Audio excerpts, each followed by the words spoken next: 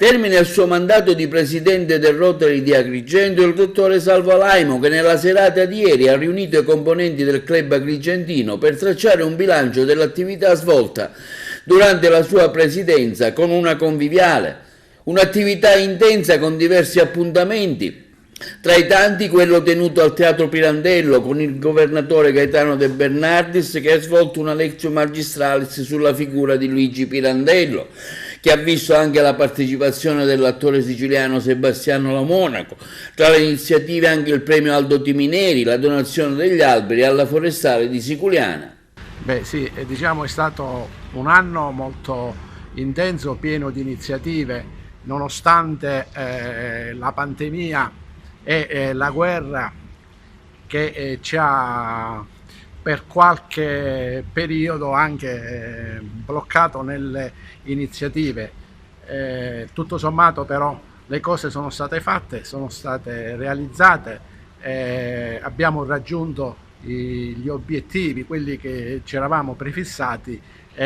Aspettiamo ora il congresso che si terrà a Palermo sabato e domenica per raccogliere i frutti di quello che abbiamo seminato. Un anno intenso con tantissime attività, una tra queste ricordiamo quella di Pirandello al teatro. Sì, io e Pirandello abbiamo ospitato qua una grande manifestazione al Teatro Pirandello, Tempio della Cultura.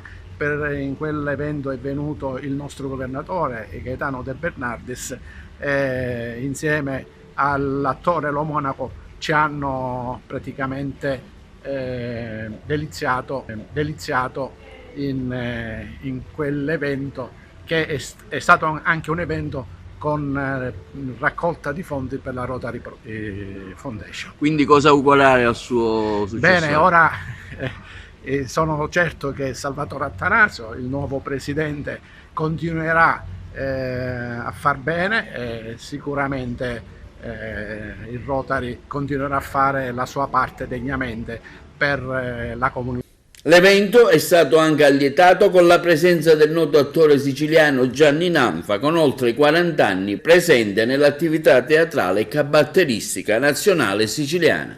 Intanto una buona serata a tutti, grazie di questa opportunità di incontro, anche perché all'Agrigento sono particolarmente legato, perché quest'anno è il 49esimo anno di attività, pensate, 8.500 giorni sul palco circa, un record che condivido forse con la Brana di Proietti, tante giornate, significa aver trascorso circa 25 anni sempre sul palcoscenico, tutti i giorni. E devo dire che dopo la provincia di Palermo, il posto che ho più frequentato a livello teatrale è la provincia di Agrigento, grazie a Mario Graziano, al quale tributiamo un applauso per la sua attività non solo pirandelliana ma nel campo del teatro leggero, e grazie anche all'affetto del popolo agrigentino che ha mostrato sin dalla fine degli anni 70 fino ad oggi. Quindi per me essere qua è sempre un'emozione particolare. Che dirvi, 49 anni a fare ridere la gente, chiaramente devo ringraziare il mio spiccato senso dell'umorismo che per i più giovani è preciso, non altro che l'agilità con cui il punto di vista si sposta, che è molto importante per vivere bene. Faccio un esempio. C'era un mio personaggio di 40 anni fa che raccontava di essersi preso la licenza elementare e raccontava di aver incontrato durante l'estate la sua insegnante, che gli chiede: sei contento che sei stato promosso? Sì. E i tuoi sono contenti che sei stato promosso? Sì. E tu sei contento che i tuoi sono contenti che sei stato promosso? Chi ci aveva rispondere? Allora non ci dicevi niente. Però mentre mi allontanavo, già allora mi chiedevo: ma gli insegnanti sono così perché li pagano poco? O li pagano poco perché sono così?